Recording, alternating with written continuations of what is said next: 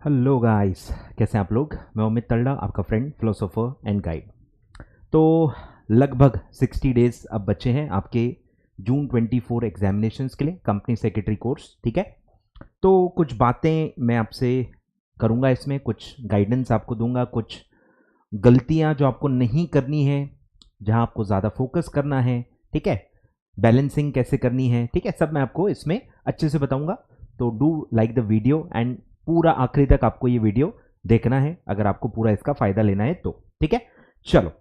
तो सबसे पहला, अगर मैं 60 डेज के एंगल से सोचूं, अभी एट दिस मोमेंट आपका top priority should be to complete the syllabus. ठीक है, अगर आप लेक्चर्स अभी भी देख रहे हो तो आपको पहले सिलेबस कंप्लीशन पे ही फोकस करना चाहिए, स्पेशली अगर आप बोथ मॉड्यूल के स्टूडेंट हो। ऑल मॉड्यूल्स आप दे रहे हो एट वॉट एवर लेवल, अगर आपका ऑल मॉड्यूल्स है और आपका सिलेबस अभी तक नहीं हुआ है तो आपको सिर्फ सिलेबस कंप्लीशन पे ही पूरा टाइम देना चाहिए।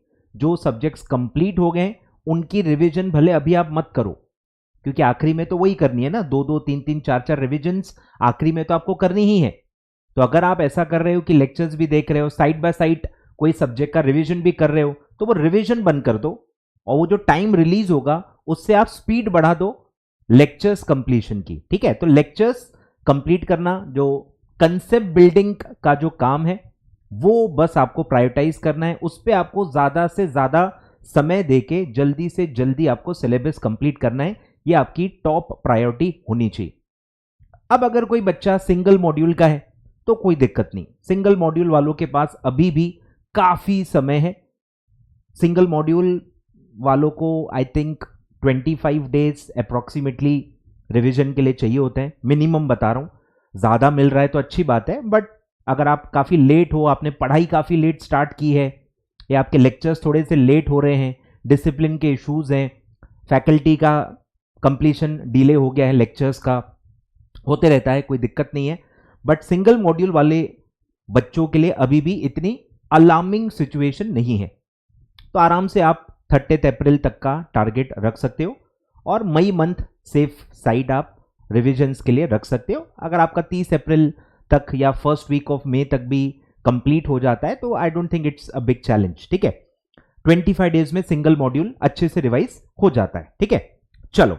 तो सबसे पहला आपका प्रायोरिटी होना चाहिए टू कंप्लीट द सिलेबस, मतलब जो आपका लेक्चर्स देखना है, सेल्फ स्टडी कर रहे हो तो जो फर्स्ट रीडिंग है, कंसेप्ट बिल्डिंग वाला जो पूरा काम है वो आपका जल्दी से जल्दी आपको कंप्लीट करना चाहिए। ठीक है, फिर अगर आपका सिलेबस नहीं हुआ है, if you have not completed this, sorry, if you have completed the syllabus, हो गया है, ठीक है, टाइम पे स्टार्ट किया था, टाइम पे आपका कंप्लीट हो गया है, तो अब आपको मल्टीपल रिविजन्स पे ध्यान देना है।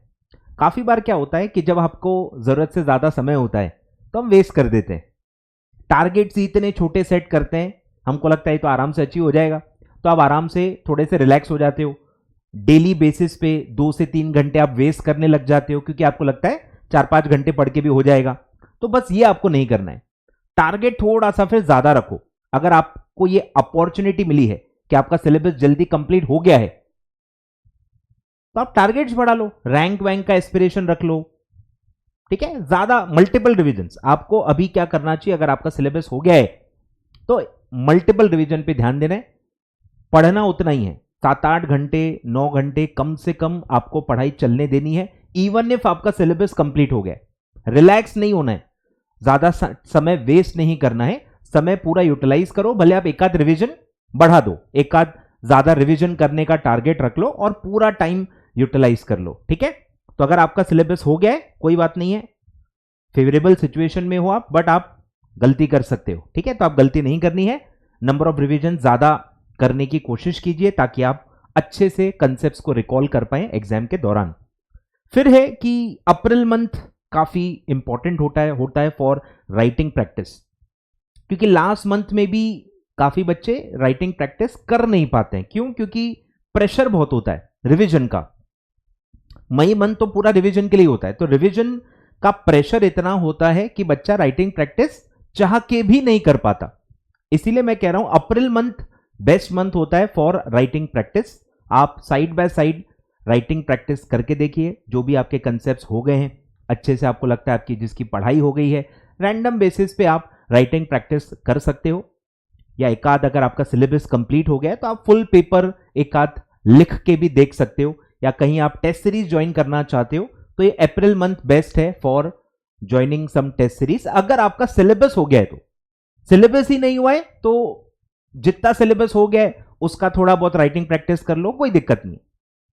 बट सिलेबस हो गया है तो आप राइटिंग प्रैक्टिस जरूर करें। फुल पेपर्स भी आप चाहें तो सॉल्व कर सकते हो एक आध अच्छा रिवीजन करने के बाद, या अगर आप अफोर्ड कर सकते हो किसी की भी आप टेस्ट सीरीज ज्वाइन कर सकते हो। ठीक है, टेस्ट सीरीज अच्छे से आप दे सकते हो। जो भी चैप्टर्स, जो भी सब्जेक्ट्स आपके कंप्लीट हो गए, टेस्ट सीरीज देके इवैल्यूएशन करना बहुत अच्छा रहेगा अप्रैल मंथ में, ताकि आपको गलतियां, इंप्रूवमेंट एरियाज पता चले, ताकि आपके पास अभी भी समय है उसको आप इंप्रोवाइज कर सकते हो। ठीक है, तो राइटिंग प्रैक्टिस को लाइटली नहीं लेना है। ठीक है, साइड बाय साइड एक आध क्वेश्चन, एक आध केस स्टडी, या सब्जेक्ट टू सब्जेक्ट जो भी डिपेंड करता है, कुछ ना कुछ आप लिख के देखते रहिए। ठीक है, फिर एक और गलती जो बच्चे करते हैं कि रेगुलर नोट से रिवाइज कर रहे हैं।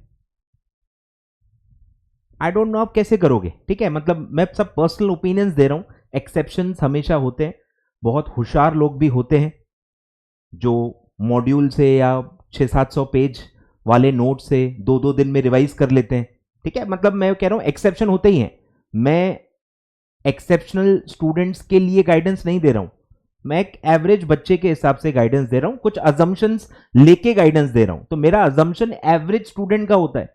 एवरेज स्टूडेंट को अगर मैं 2 से 3 दिन दूं रिवीजन के लिए, जो कि नॉर्मली उतना ही मिलता है, सिंगल मॉड्यूल के बच्चों को 1.5 डे 2 डे का गैप मिलता है, और बोथ मॉड्यूल के बच्चों को बैक ऑन बैक पेपर्स होते हैं, हार्डली 8-9 आवर्स ही मिलते हैं। तो ये चैलेंज को आप भूल नहीं सकते। अभी आप 5 दिन में पढ़ाई कर रहे हो, रिवाइज कर रहे हो, 5 दिन में आपका हो जाएगा, 5-6 दिन में तो रिवाइज हो ही जाएगा ना। ठीक है, मतलब मुझे उसमें कोई सरप्राइजिंग नहीं है, 5-6 दिन में तो आप पढ़ लोगे। लेकिन क्या 5-6 दिन आपको पेपर के पहले मिलेंगे? नहीं मिलेंगे। तो आप उसके लिए तैयारी कैसे करोगे? फिर आप डिमोटिवेट हो जाओगे। अचानक से आपको रियलाइज होगा कि 5 दिन मेरे को मिल गए थे अब, लेकिन 5 दिन नहीं मिलने वाले, आप पैनिक कर जाओगे।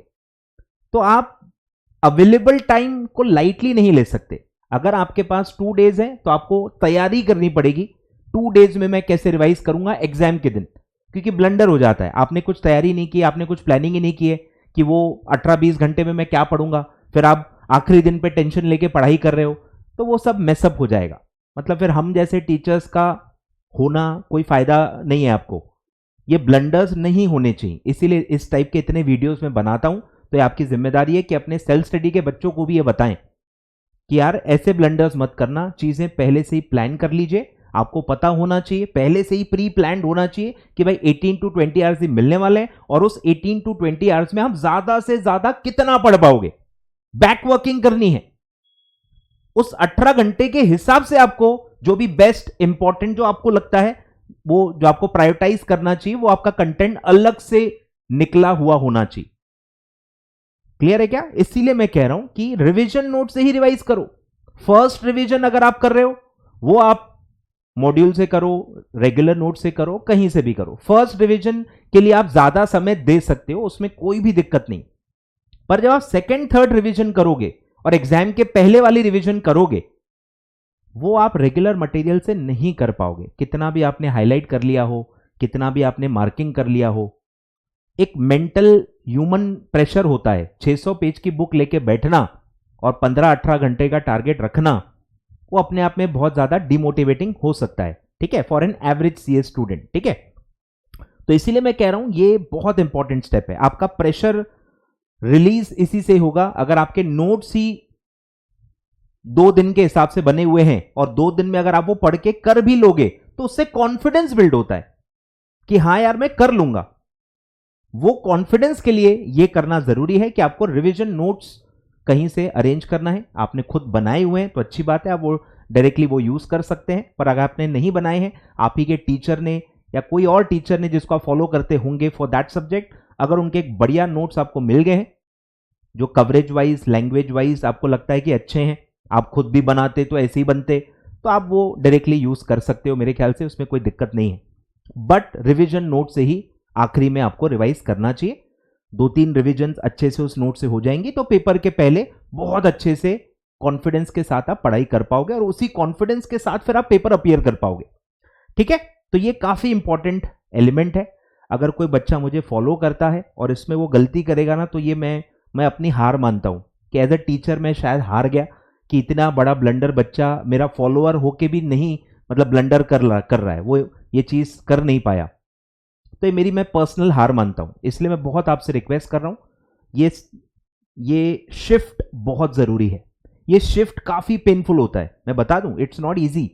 अगर आप एक बुक से इतने महीने तक पढ़े हुए हो, आपका उसमें सब लिखा हुआ है, मार्किंग किया हुआ है, हाईलाइट किया हुआ है, वो नोट्स में आप इतना कंफर्ट आपको मिलेगा, वो मैं जानता हूं, इसलिए कह रहा हूं ना, इसलिए सारे बच्चे कर नहीं पाते हैं।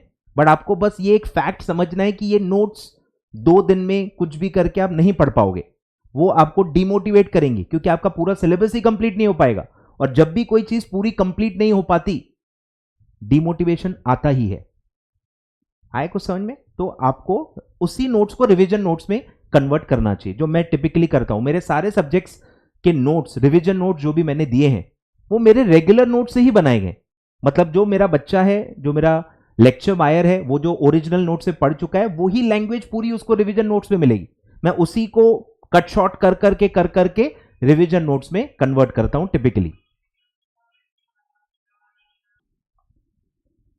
ठीक है, तो रिवीजन नोट्स पे थोड़ा सा आपको टाइम देना पड़ेगा, चैलेंजिंग बहुत रहेगा, बहुत ट्रांजिशन के दौरान आपको काफी दिक्कत होगी, बट आगे आपका बहुत फायदा होगा, ये मैं आपको कह सकता हूं।